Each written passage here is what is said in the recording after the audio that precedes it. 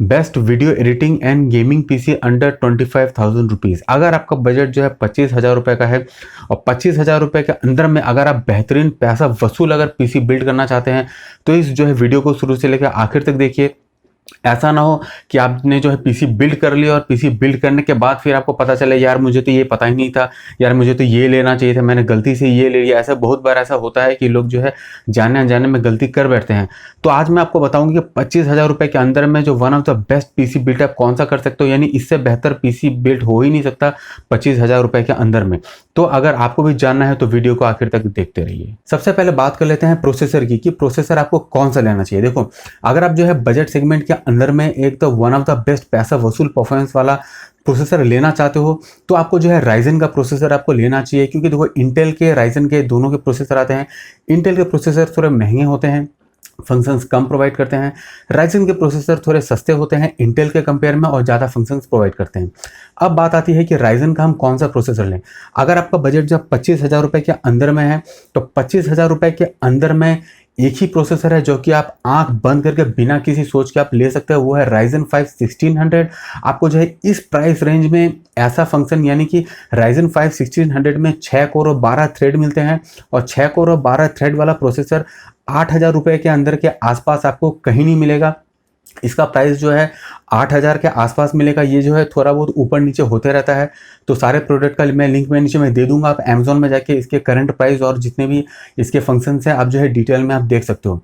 तो Ryzen 5 1600 आपको लेना है। ये one of the best processor है। इसमें आपको जो है वीडियो एडिटिंग तो आपका क्या बोलूँ, आपका मस्त होगा। आपका डाउट क्लियर हो इसके लिए मैं Ryzen 5 1600 प्रोसेसर में प्रीमियर प्रो में वीडियो एडिट करके भी आपको मैं दिखा दूंगा कि रेंडरिंग करके एक्सपोर्ट करके इसमें कितना टाइम लगता है। तो जिससे कि आपका एक माइंड क्लियर हो जाएगा कि हाँ, मेरे लिए मैं वीडियो एडिटिंग के लिए अगर पीसी बिल्ड कर रहा हूँ या फिर गेमिंग के लिए पीसी बिल्ड कर रहा हूँ तो मेरे लिए जो है पीसी कितना अच्छा हो सकता है, कितना बेहतरीन हो सकता है। तो मैं आपको यही बोलूँगा कि 25,000 रुपये के अंदर में अगर आपका बजट है ना तो आप देखो, किसी का मत सुनो, आप आंख बंद करके Ryzen 5 1600 की तरफ चले जाओ और अपना पीसी बिल्ड करो। आपको मैं बोलता हूं, आपको 1% का भी पछतावा नहीं होगा इस प्राइस रेंज में इतना पैसा खर्च करके। हम इस वीडियो में और एक प्रोसेसर की बात करेंगे जो कि पूरा पैसा वसूल परफॉर्मेंस है। जिनका बजट जो है 25,000 रुपये से थोड़ा ऊपर जा सकते हैं उनके लिए बहुत ही बेहतरीन प्रोसेसर है, वो है Ryzen 7 2700। ये एक बहुत ही बेहतरीन प्रोसेसर है। इसका प्राइस अभी जो है 14,000 रुपये के आसपास आपको मिल रहा है। जब ये स्टार्टिंग में आया था तो 35,000 के आसपास ये मिल रहा था।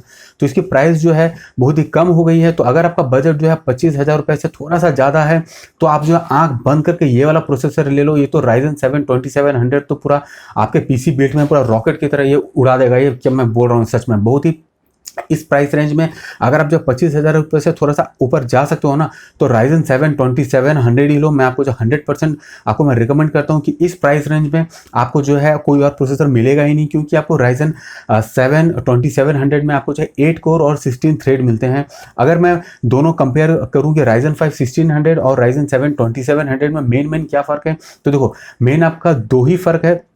Ryzen 5 1600 में 6 कोर और 12 थ्रेड मिलते हैं और Ryzen 7 2700 में आपको जो है 8 कोर और 16 थ्रेड मिलते हैं। Ryzen 5 1600 जो है वो 14 नैनोमीटर टेक्नोलॉजी पे बेस्ड है और Ryzen 7 2700 जो है वो 12 नैनोमीटर टेक्नोलॉजी पे बेस्ड है। तो ये दो चीज़ें, अगर आपका बजट जो है 25,000 रुपये के अंदर में है तो आप Ryzen 5 1600 लो, आंख बंद करके लो, पूरा पैसा वसूल धमाकेदार परफॉर्मेंस आपको मिलेगा। और अगर आपका बजट जो है 25,000 से ऊपर जा सकते हो तो एक ही प्रोसेसर है, वो है Ryzen 7 2700। आंख बंद करके जाओ, अब बहुत ही बेहतरीन परफॉर्मेंस मिलेगा। इस पीसी बिल्ड में मैं जो आपको मदरबोर्ड आगे मैं बताऊंगा उसमें Ryzen 5 1600 और Ryzen 7 2700 दोनों ही प्रोसेसर उस मदरबोर्ड में काम करेगा। तो इसके लिए आपको कोई अलग से मदरबोर्ड आपको खरीदने का जरूरत नहीं है। अगर आप कोई भी प्रोसेसर लो आपको उसी मदरबोर्ड में आपको काम कर जाएगा। तो आप वो कौन सा मदरबोर्ड है चलिए जान लेते हैं। अब बात करते हैं कि मदरबोर्ड आपको कौन सा लेना चाहिए। तो मदरबोर्ड जो है आपको गीगाबाइट की तरफ से आने वाला A320MS2H मदरबोर्ड आपको लेना चाहिए। इस प्राइस रेंज में इससे बेहतर मदरबोर्ड आपको नहीं मिलेगा। अब क्यों नहीं मिलेगा, देखो क्योंकि इस प्राइस रेंज में इसमें जो है 4K डिस्प्ले आपको सपोर्ट मिलता है, ये सबसे अच्छी बात है। और दूसरी सबसे अच्छी बात है कि इसमें M.2 का सपोर्ट मिलता है। अब बहुत लोग बोलेंगे भाई M.2 क्या होता है। नॉर्मल हम जो स्टोरेज डिवाइस हम यूज़ करते हैं SSD हार्ड डिस्क ड्राइव, तो उसमें जो स्पीड होती है और M.2 जो है वो भी एक स्टोरेज आपका जो है डिवाइस है। उसमें स्टोरेज जो है आपको 30, जैसे कि यहाँ पे मेंशन भी है 32 GB पर सेकेंड की स्पीड मिलती है।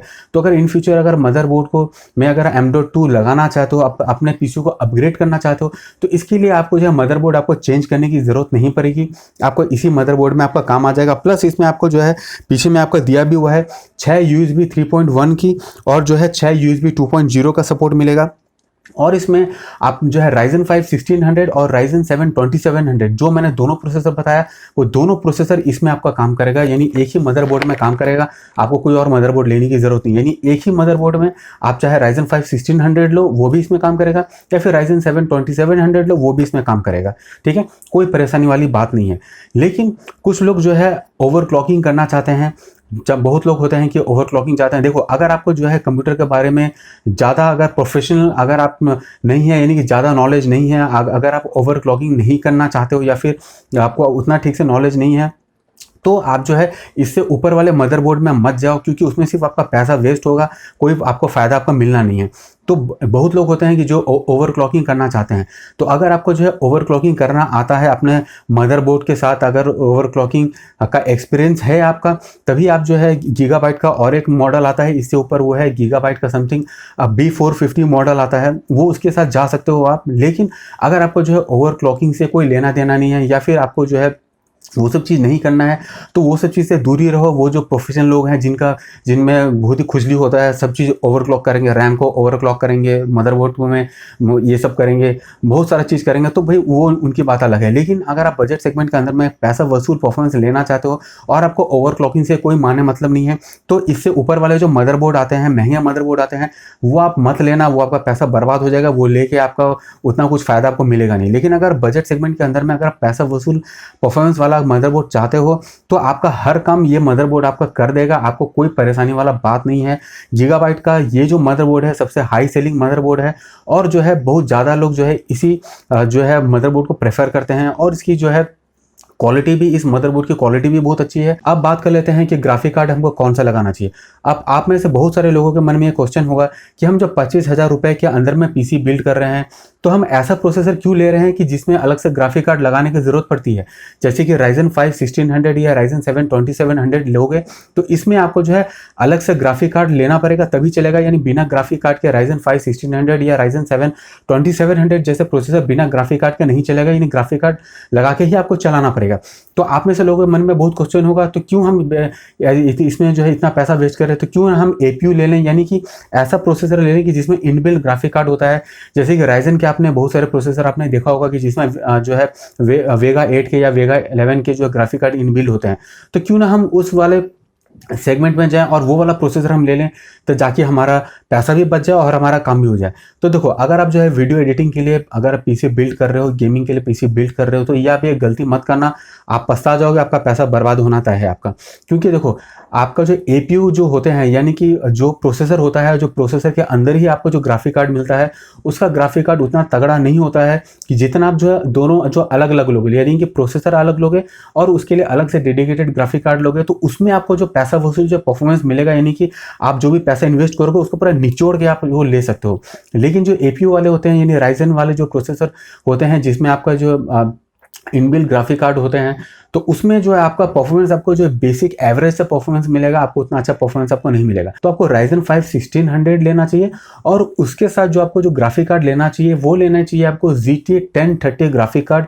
जी हाँ, ये एक जो है एक बेसिक ग्राफिक कार्ड है, नॉर्मल ग्राफिक कार्ड है, जिसमें कि आपको जो है Ryzen 5 1600 के साथ ये अच्छे से सपोर्ट करके काम करेगा। और ये एक वन ऑफ द बेस्ट आपका ग्राफिक कार्ड का सेगमेंट है, जो कि आप जो 25,000 रुपए के अंदर में वाले पीसी बिल्ड में आप ये जो कर सकते हो। यानी कि अगर आपको जो वीडियो एडिटिंग करना है, तो आपको जो है GT 1030 आपको ग्राफिक कार्ड लेना है, यानी कि Ryzen 5 1600 हम लेंगे, और Ryzen 5 1600 के साथ हम जो है GT 1030 जो है ग्राफिक कार्ड हम ऐड करेंगे, जिससे हमारा जो वीडियो एडिटिंग जो है आपका जो है बहुत ही मजा आ जाएगा आपको वीडियो एडिटिंग करके। लेकिन अगर आप गेमिंग करना चाहते हो, तो गेमिंग के लिए आपको जो है 1650 सुपर ये ग्राफिक कार्ड आपको ऐड करना पड़ेगा। तो जैसे कि आपको जो है Ryzen 5 1600 ले लिया, और उसके साथ मैंने 1650 सुपर जो है मैंने ग्राफिक कार्ड मैंने ऐड कर दिया। सभी के लिंक मैं नीचे डिस्क्रिप्शन में दे दूंगा, आप Amazon से जाके आप खरीद भी सकते हैं, और इसके बारे में डिटेल भी आप चेक कर सकते हैं। तो सबसे पहला बात जो है, अगर आपको जो है ध्यान में रखना है, अगर आपको वीडियो एडिटिंग करना है, तो Ryzen 5 1600 के साथ आपका जो है GT 1030 ग्राफिक कार्ड लेना है, क्लियर हो गया। अगर आपको गेमिंग करना है तो Ryzen 5 1600 प्रोसेसर के साथ आपको 1650 सुपर ग्राफिक कार्ड लेना है। बिंदास बजट सेगमेंट के अंदर में इससे बेहतर CPU यानी प्रोसेसर और ग्राफिक कार्ड आपको कोई मिलेगा ही नहीं। अब बात कर लेते हैं पावर सप्लाई की। तो देखो पावर सप्लाई में कभी भी आपको जो है क्वालिटी के साथ कॉम्प्रोमाइज़ आपको नहीं करना चाहिए। PC बिल्ड में आप जो है 16 GB की जगह आप जो है 8 GB लगा सकते हो, या प्रोसेसर कुछ भी ले सकते हो, या मदरबोर्ड कुछ भी ले सकते हो, वो एक अलग बात है। लेकिन अगर पावर सप्लाई के लिए अगर आप सस्ते पावर सप्लाई में गए तो आपका बहुत बड़ा पछतावा हो सकता है। ये मैं आपको बताऊंगा क्यों हो सकता है। देखो सबसे पहला बात, हमारे और आपके मन में जब क्वेश्चन आता है, जब हम पावर सप्लाई लेने के लिए जाते हैं तो हम देखते हैं भाई कॉर्सर की तरफ से आने वाला जो है 450 वाट का तो भाई 3000 के आसपास दाम है। इसी से तो 1,500-2 हज़ार रुपये कम का सर्कल का 1,000 रुपये का, या कुछ कुछ तो 500-500 रुपये का, या कुछ कुछ तो 1500, कुछ कुछ तो 2000-2500 का भी मिलता है। तो वो भी हम ले सकते हैं। देखो आप वो ले सकते हो, वो आपका जो है स्टार्टिंग डेज में आपका काम भी कर लेगा, लेकिन वो आपको नहीं लेना चाहिए। वो ना लेके आपको जो है ब्रांडेड अच्छी कंपनी का जो है, जो कि कॉर्सर का ये जो क्वालिटी प्रोवाइड करता है, अभी तक इसके क्वालिटी का टक्कर का कोई भी जो है पावर सप्लाई यूनिट प्रोवाइड अभी तक नहीं कर रहा है। तो अगर आपको जो क्वालिटी प्रोडक्ट में जाना है तो आपको कॉर्सर की तरफ से जो है 450 वाट का या इसका 550 वाट वाला भी आता है, कोई भी आप ले सकते हो, वो आप ले सकते हो। अब मैं आपको जो है मेन 2 रीजन बताऊंगा क्यों आपको जो है ब्रांडेड अच्छी क्वालिटी वाली जो है कॉर्सर 450 वाट या फिर 550 वाट की पावर सप्लाई यूनिट की तरफ जाना चाहिए। देखो इसके मेन 2 रीजन है। पहला रीजन ये है कि अगर आप जो है इन फ्यूचर अगर आप PC को अपग्रेड करोगे, अगर हायर जो है graphic card, high graphic card लगाओगे, या प्रोसेसर या फिर मदरबोर्ड अपग्रेड करोगे, तो उसके लिए आपको जो है या आपको पावर सप्लाई यूनिट चेंज करने की जरूरत नहीं पड़ेगी। क्योंकि कम दाम वाले जो पावर सप्लाई यूनिट होते हैं उसमें लिखा तो 450 वाट होता है, लेकिन वो आउटपुट वो वैसे नहीं दे पाता है। आप चाहो तो सस्ते वाले में आप मल्टीमीटर से आप चेक कर लेना, वो वोल्टेज लिखते तो हैं 450 वाट, लेकिन देते हैं 300 वाट 350 वाट के आसपास। ये कोई कोई तो लिखते हैं 450 वाट लेकिन देते हैं 200 वाट। तो बहुत ही झोल झाल है इसमें। तो इसलिए जो है आप जो है एक अच्छे ब्रांडेड कंपनी के साथ जाओ और अच्छे पावर सप्लाई यूनिट के साथ जाओ, ताकि इन फ्यूचर आपको जो है जब भी आप अपना PC बिल्ड करो तो आपको जो है ये आपको जो है चेंज करने का जरूरत ना पड़े। अब दूसरा जो मेन रीज़न वो ये है कि जो मैंने इससे पहले बताया था कि देखो सस्ते वाले जो पावर सप्लाई यूनिट जो होते हैं उसमें जो इलेक्ट्रिसिटी का जो फ्लो होता है ना, वो एक तरह से कंटिन्यू नहीं होता है। वो ऊपर नीचे कभी जाएगा, कभी ऊपर नीचे वो फ्लक्चुएट वो करता रहता है। लेकिन ब्रांडेड कंपनी वाली जो पावर सप्लाई यूनिट है, इसलिए ये सब लगाओगे तो इसमें ही है कि आपको जो है यानी कि आपके देखो इसका काम है आपके मदरबोर्ड को, आपके जो हायर एंड के जो ग्राफिक कार्ड्स होते हैं उसमें, या फिर आपका जो हार्ड डिस्क ड्राइव होता है, SSDs होता है, वो सब में पावर प्रोसेसर होता है, यानी कि वो सब में जो है पावर जाता है, इसी के थ्रू जो है पावर जाता है। तो अगर इसमें पावर अगर जो है एक कंटिन्यू वे में नहीं जाके ऊपर नीचे थोड़ा हल्का ऊपर नीचे बीच बीच में ऐसा हो जाए तो ऑटोमेटिक आपके हार्डवेयर को वो इफेक्ट करेगा। और यही गलती करते हैं कि हम लोग ले आते हैं और देखो कम दाम वाले आप जो है पावर सप्लाई यूनिट अगर आप यूज़ करोगे ना, तो उसमें आपका जो देखो आपका जो मदरबोर्ड है, जो यानी कि जो करंट का जो फ्लो होगा जो ऊपर नीचे होगा, वो आपका मदरबोर्ड भी झेल जाएगा, आपका प्रोसेसर भी झेल जाएगा, वो सब झेल जाएगा। लेकिन आपका एक चीज़ नहीं झेलेगा, वो है आपका जो हार्ड डिस्क ड्राइव यानी SSD। तो जिससे कि आपका जो है विंडोज़ करप्ट हो जाएगा, या फिर आपका जो है आपका हार्ड डिस्क काम करना बंद हो जाएगा, या आपका डेटा लॉस हो जाएगा, यानी बहुत सारा आपका जो है फंक्शंस में वो आपका काम नहीं करेगा, या फिर आपका जल्दी आपका हार्ड डिस्क ड्राइव या SSD खराब हो जाएगा। तो वो आपका बहुत सारा प्रॉब्लम होता है। तो सस्ते वाले जो पावर सप्लाई यूनिट होते हैं उसके पीछे में चक्कर में मत जाना, वो आपका पैसा बर्बाद होगा। हम 25,000 रुपये के अंदर में ही रह के हम चाहते तो इसे भी सस्ता भी हम ले सकते थे। मैं बता सकता था कि आप 1,000 रुपये का पावर सप्लाई ले लो, पैसा भी कम लगता, और मैं बता सकता था देखो मैंने कितने कम पैसे में PC बिल्ड कर आपको मैं बता दिया, आप भी खुश हो जाते कि वहाँ पर इतने कम पैसे में हो गए। लेकिन कम पैसे में PC बिल्ड बना के आपका 1 साल बाद 1.5 साल बाद आपका कंप्यूटर ही खराब हो जाए, हार्ड डिस्क ही खराब हो, तो वैसा कंप्यूटर बनाने से फ़ायदा क्या है। अब बात कर लेते हैं रैम की। इस PC बिल्ड में हम जो रैम लगाएंगे वो हम रैम लगाएंगे 8 GB का DDR4 300 मेगाहर्ट्ज का रैम। जी हाँ, अब रैम की जब बात करेंगे तो और सब प्रोडक्ट की तरह इसमें भी बहुत सारे लाल हरे नीले पीले बहुत तरह के आपको जो है रैम आपको देखने को मिलेगा। तो देखो अगर आपको जो है एक पैसा वसूल परफॉर्मेंस चाहिए, अगर आप क्वालिटी के साथ कॉम्प्रोमाइज़ नहीं करना चाहते, आप बजट सेगमेंट के अंदर में यानी कि क्वालिटी भी आप जो है A1 क्लास का क्वालिटी आप यूज़ करोगे और बजट सेगमेंट के अंदर में रह के सस्ते वाले प्रोडक्ट में जाओगे तो क्वालिटी आपको चीप मिलेगा, उसमें परफॉर्मेंस आपको ऐसा नहीं मिलेगा। तो अगर आप हम 8 GB वाला जो रैम लेंगे वो हम लेंगे कॉर्सर की तरफ से आने वाला 8 GB का रैम।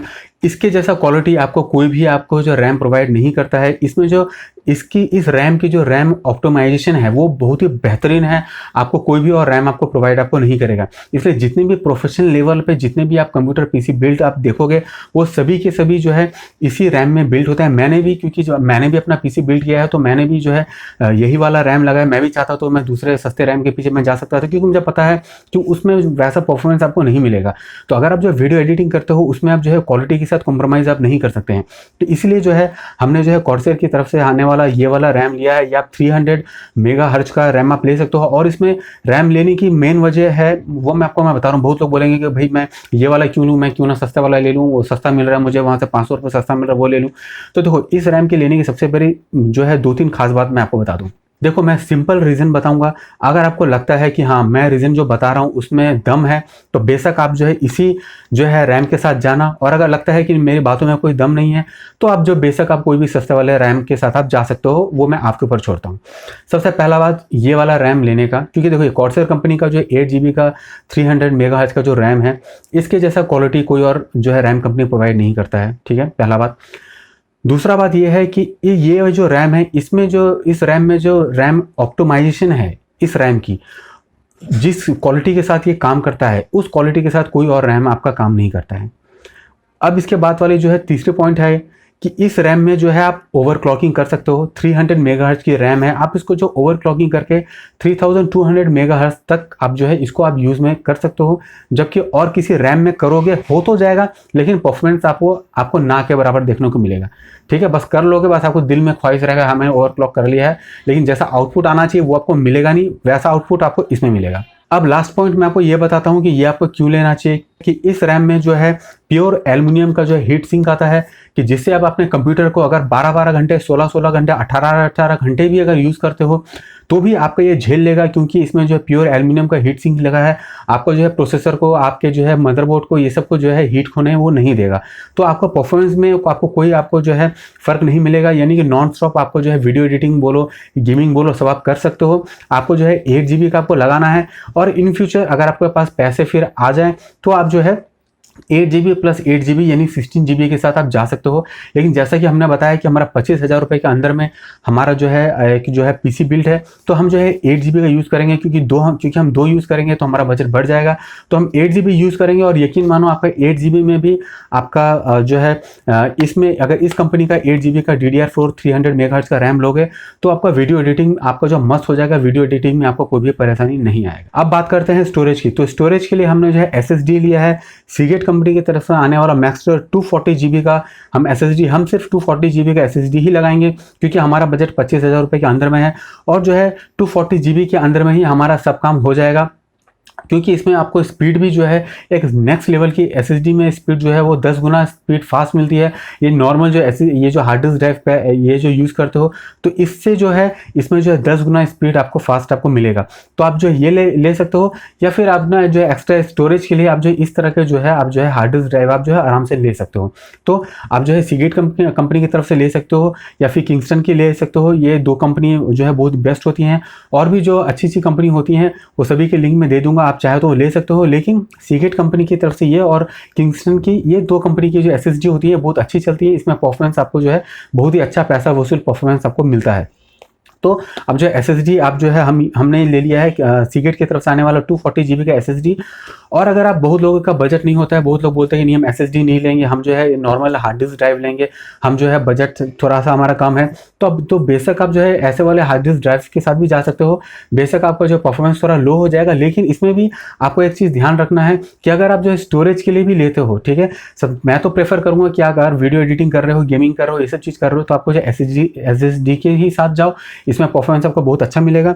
लेकिन अगर आप स्टोरेज के लिए भी अगर आप लेते हो तो इसमें सबसे मेन बात ध्यान रखना ये जो है कि बहुत लोग आपको नहीं बताते हैं कि इस तरह की जो हार्ड डिस्क ड्राइव लोगे वो 7200 RPM वाला ही हार्ड डिस्क लेना है। जी हाँ, बहुत लोग ये गलती करते हैं, जो 5200 के आसपास वाला एक जो है हार्ड डिस्क आता है जो कि बहुत ही चीप क्वालिटी का और बहुत ही स्लो होता है। आदमी को पता नहीं होता, लोगों को पता नहीं होता, बस देखते हैं हाँ ये हार्ड डिस्क है 160 GB की है, 320 GB की है, हम ये ले लेते हैं। अब बेशक आप 320 GB 160 GB या 1 TB की 2 TB की हार्ड डिस्क ड्राइव स्टोरेज के लिए आप लो, लेकिन उसमें देखना 7200 RPM यानी रोटेशन पर मिनट का स्पीड वाला आपका अगर ये हार्ड डिस्क ड्राइव रहेगा तो ये बहुत ही अच्छा काम करेगा इसमें, और इसमें यानी स्टोरेज में बहुत ही अच्छे से काम करेगा। और इससे स्लो वाले जो आप लोगे जो 5000 जो है RPM के आसपास वाला आता है, वो बहुत ही 15-20 साल पुराना टेक्नोलॉजी वाला है, वो लोगे तो आपका जो है पूरा पैसा आपका जो है एक तरह से समझो वो डूब ही गया, आपका जो बहुत ही स्लो हो जाएगा, कंप्यूटर को बहुत ही स्लो कर देगा। तो इसलिए आपको जो है ये वाला जो है SSD यूज़ करना है अपना जो है जितने भी सॉफ्टवेयर आप यूज़ करोगे उसको चलाने के लिए, या फिर अगर आपके पास पैसे नहीं है तो आपको जो है इसी में सब कुछ यूज़ करो, कोई प्रॉब्लम नहीं है। अगर आप फिर इन फ्यूचर अगर आपके पास पैसा आ जाए तो फिर स्टोरेज के लिए अपना डेटा स्टोर करने के लिए आप जो है इस तरह का जो है 7200 RPM वाला आप जो है कोई भी आप नॉर्मल हार्ड डिस्क ड्राइव आप ले सकते हो। अब बात कर लेते हैं कैबिनेट की। अगर आप बजट सेगमेंट के अंदर में एक सस्ता सा कैबिनेट चाहते हो तो आप अपने लोकल मार्केट जाओ, वहाँ से 600-700 रुपये में एक जो है नॉर्मल कैबिनेट मिल जाएगा। और कैबिनेट के अंदर में पावर सप्लाई भी आता है। आप बोलना कि मुझे पावर सप्लाई नहीं चाहिए, वो आपको बोलेंगे कि पावर सप्लाई के साथ ले जाइए, तो आप सोचोगे कि भाई ये तो अच्छा बात है, मैं पावर सप्लाई के साथ ले जाता हूँ तो मेरे पैसे बच जाएंगे। वो आप गलती कर दोगे, वो आपका पैसा बर्बाद हो जाएगा, क्योंकि उसमें जो पावर सप्लाई आती है बहुत ही घटिया चीप क्वालिटी की आती है। तो आपको सिर्फ जो है नॉर्मल एक कैबिनेट लेना है 600-700 रुपये वाला, कि जो कि 25,000 रुपये के बजट के अंदर में आपका फिट हो जाए और आपका काम अपना आराम से हो जाए।